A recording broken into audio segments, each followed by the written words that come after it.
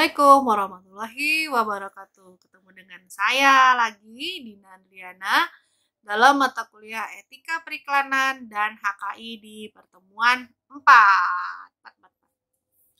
Ya. Kalau di pertemuan 3 kemarin kita membahas isi tata krama EPI berdasarkan isi iklan, maka pada pertemuan 4 kita membahas kelanjutannya tata krama EPI berdasarkan ragam iklannya. Lihat, hidau. Nah, yang pertama nih, kita langsung mulai ya, karena materinya banyak dengan nanti akan memberikan contoh-contoh dari ragam iklan.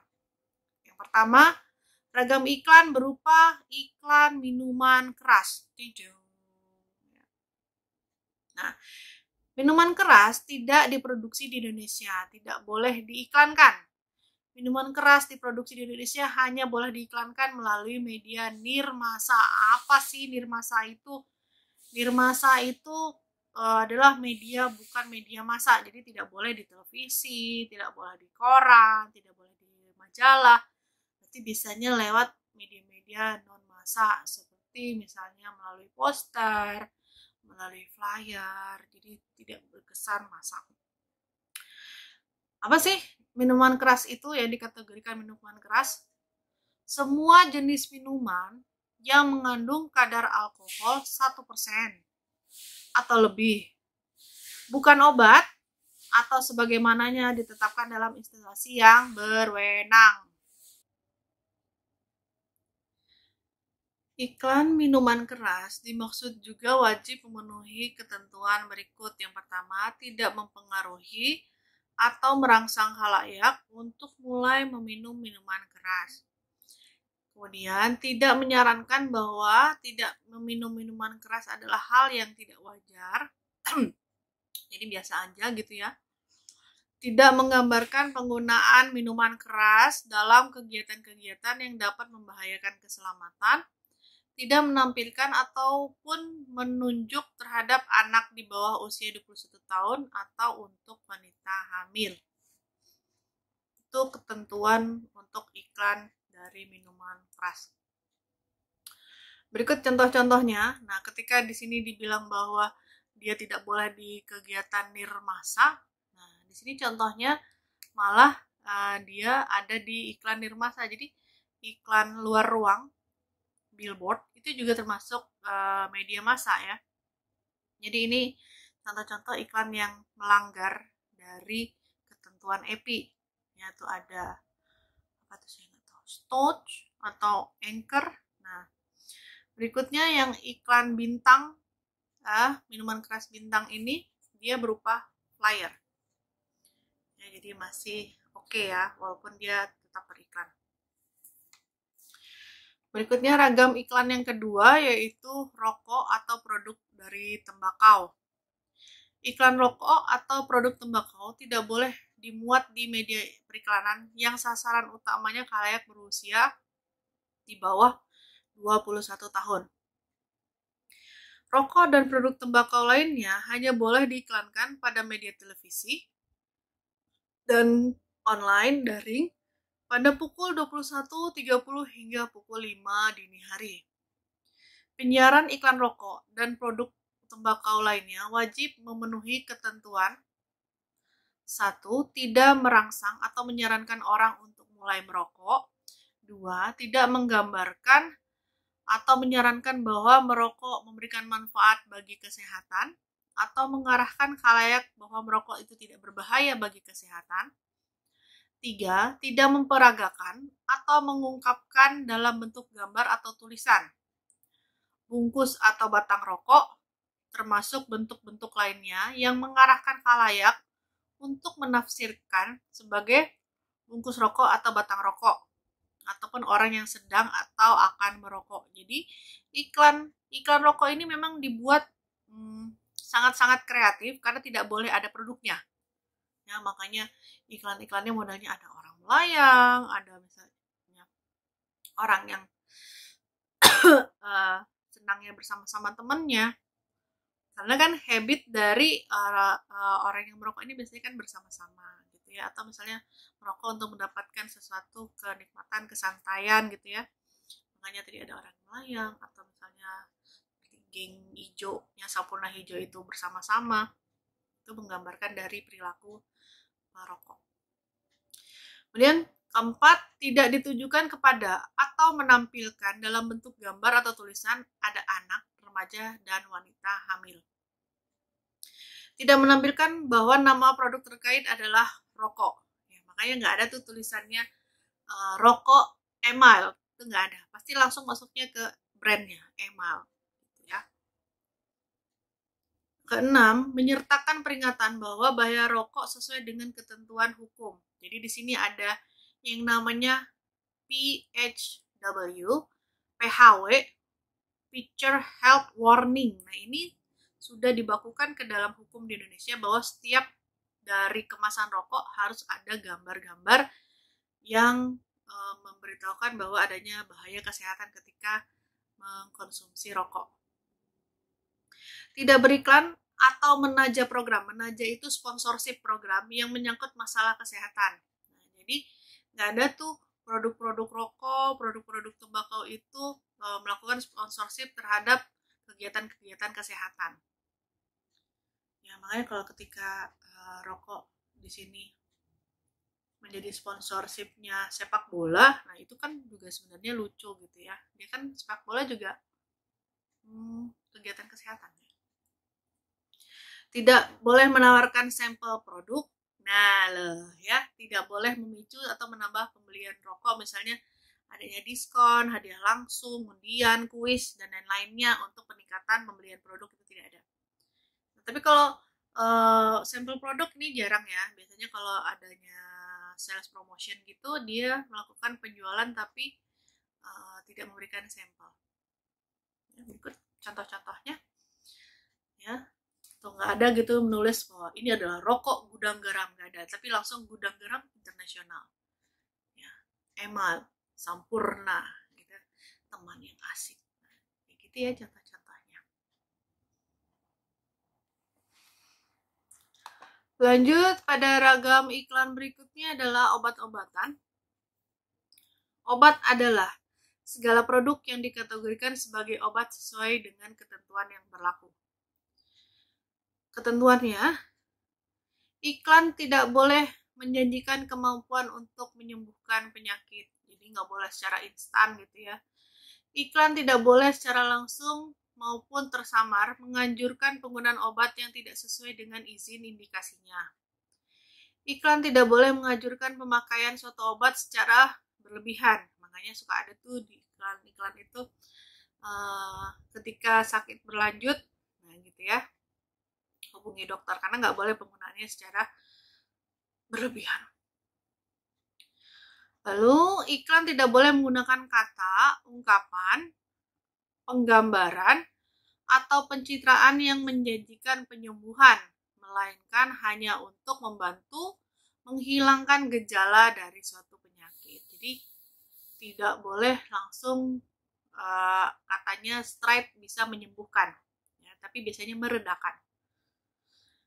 Iklan tidak boleh menggambarkan atau menimbulkan kesan adanya anjuran, rekomendasi, atau keterangan tentang penggunaan obat tertentu dari dokter, perawat, farmasi, laboratoris, atau pihak-pihak yang mewakili profesi kesehatan, beserta segala atributnya. Jadi misalnya menggunakan jasnya dokter, atau misalnya dia sebagai farmasi, dia sebagai orang lab gitu, nggak boleh pakai atribut-atribut itu. Ataupun atribut-atribut lain yang berkonotasi pada profesi kesehatan. Lalu, iklan obat tidak boleh menganjurkan bahwa suatu obat itu merupakan syarat mutlak untuk mempertahankan kesehatan tubuh. Ya, nah ini nggak boleh. Iklan obat tidak boleh memanipulasi atau mengeksploitasi rasa takut orang terhadap suatu penyakit jika tidak menggunakan obat itu. Jadi misalnya lagi zaman COVID nih. Nah, kalau kamu tidak menggunakan obat ini, kamu nanti kena loh. Nah, ini juga hati-hati ya. Nah, makanya iklan vaksin itu tetap ada penganjuran bahwa setelah mau divaksin juga harus mengikuti prokes. Jadi kan tidak boleh memanipulasi atau mengeksploitasi rasa takut. Jadi kalau misalnya kalau mau bebas dari COVID harus vaksin, tidak seperti itu ya. Tapi walaupun sudah vaksin, tetap ikut pada protokol kesehatan. Iklan tidak menggunakan kata-kata yang berlebihan seperti aman, tidak berbahaya, bebas efek samping, atau bebas resiko, atau ungkapan lain yang punya makna sama.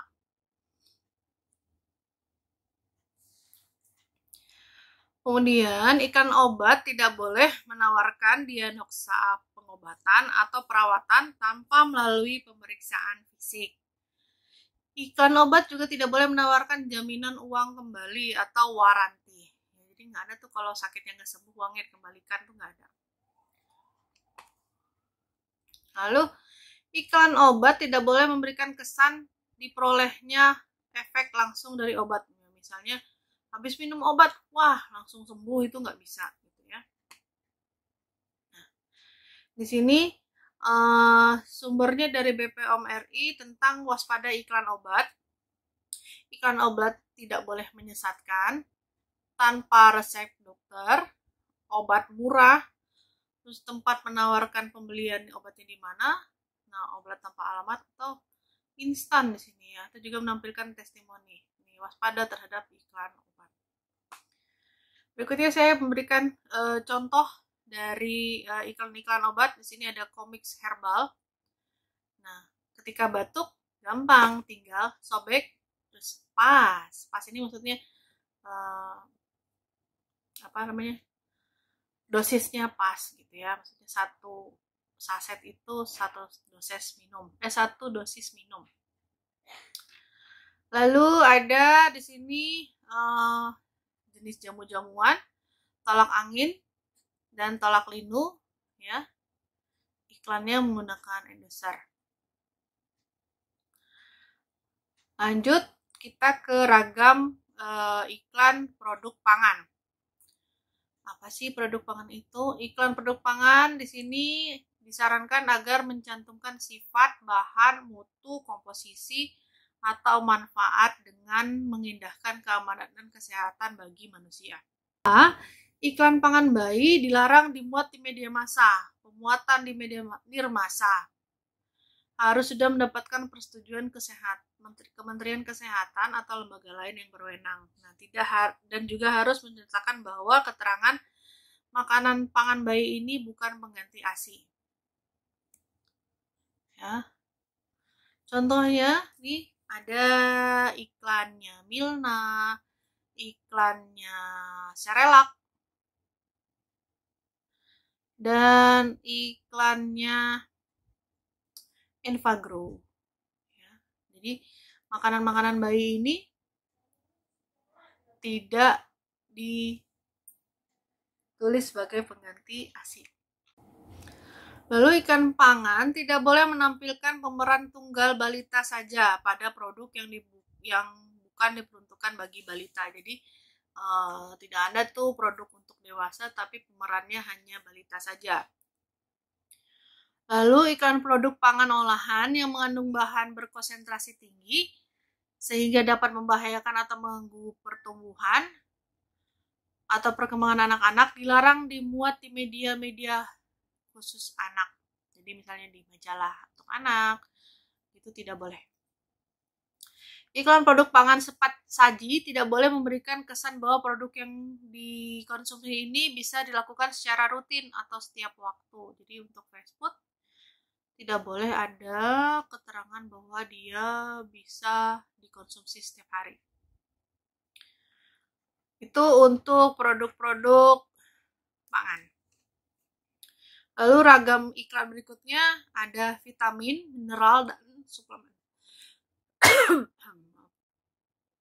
Iklan harus sesuai dengan indikasi jenis produk yang disetujui oleh Kementerian Kesehatan atau lembaga lain yang berwenang untuk itu. Ya. Iklan mineral, vitamin, dan suplemen tidak boleh menjanjikan kemampuan untuk mencegah penyakit. Ya. Obat aja tadi dilarang untuk menuliskan bahwa bisa menyembuhkan, apalagi vitamin dan mineral dan suplemen ya, nggak bisa mencegah penyakit. Iklan tidak boleh menyatakan atau memberi kesan bahwa produk terkait selalu dibutuhkan untuk melengkapi makanan yang sudah sempurna nilai gizinya. Ini hati-hati ya, misalnya ada iklan tentang mencukupi gizi anak, nah harus ditaburkan produk misalnya gitu kan, biar bisa menggantikan atau melengkapi unsur-unsur dari nilai gizi gitu. Ya, misalnya anaknya nggak doyan sayur, ternyata ada produk ini yang bisa ditaburkan misalnya ke makanannya, ke nasinya untuk mengganti sayur. No. Iklan tidak boleh menyatakan bahwa atau memberi kesan bahwa penggunaan produk terkait adalah mutlak bagi semua orang, ataupun memberikan kesan bahwa dia adalah obat. Nah, ini hati-hati. Obat aja nggak bisa, apalagi vitamin dan mineral. Iklan tidak boleh menyatakan ataupun memberikan kesan bahwa kesehatan, kegairahan, kecantikan akan dapat diperoleh dari penggunaan obat terkait.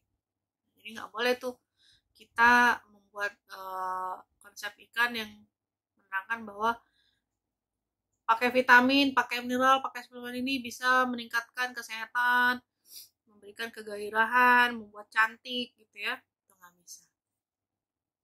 Oke, contoh yang saya ambil di sini yang kontroversial ya, iklannya Mastin. Good. Ya. Iklannya Mastin yang tahun berapa ya? Pokoknya udah lama, yang dia di mobil dan cewek lagi di kafe karena menggunakan Mastin jadi gila-gilai, gila ya beneran. Ini Mastin Good. Kalian pasti pernah lihat iklannya. Lalu iklan tidak boleh mengandung pernyataan bahwa peningkatan kemampuan seks secara langsung maupun tidak langsung. Ini juga bisa ya, kayak obat-obat yang bisa membuat itu boleh. Nah, berikut ada contoh-contoh iklan yang memberikan indikasi bahwa dia mengandung suatu kandungan vitamin. Ya, Oronamin C, ini susah banget sebutinnya. Oronamin C, nah, dia mengandung bla bla bla bla bla. Terus atau misalnya iklan iFit, nah cukup 1 tablet lindungi kesehatan mata sepanjang hari ini juga nggak boleh. Jadi dengan 1 tablet sehari mata Anda akan terlindungi gitu, itu kan nggak bisa. Atau harusnya tulisannya nih mencukupi kebutuhan ya, melengkapi kebutuhan.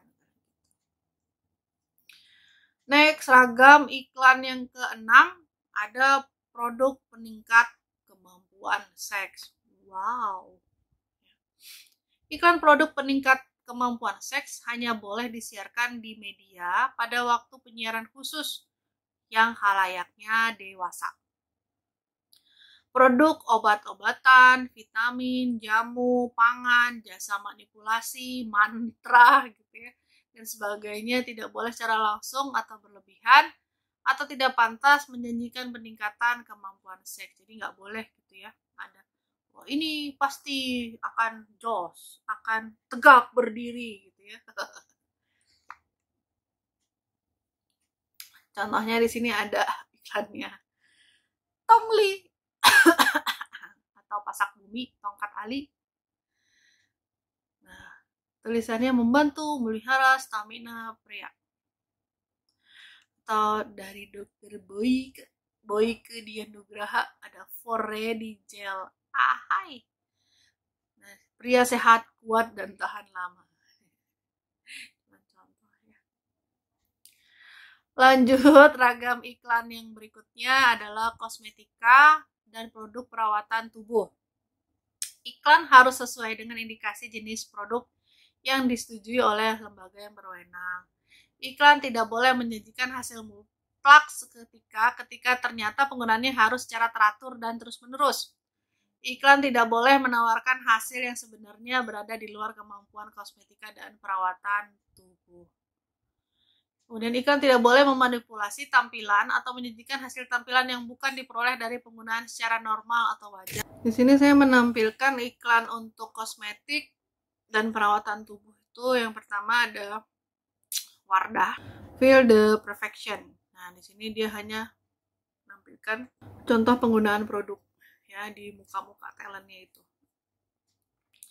Lalu ada Maybelline Clear Smooth BB Silk Poreless White. Nah, di sini dia memberikan manfaat dari produk juga.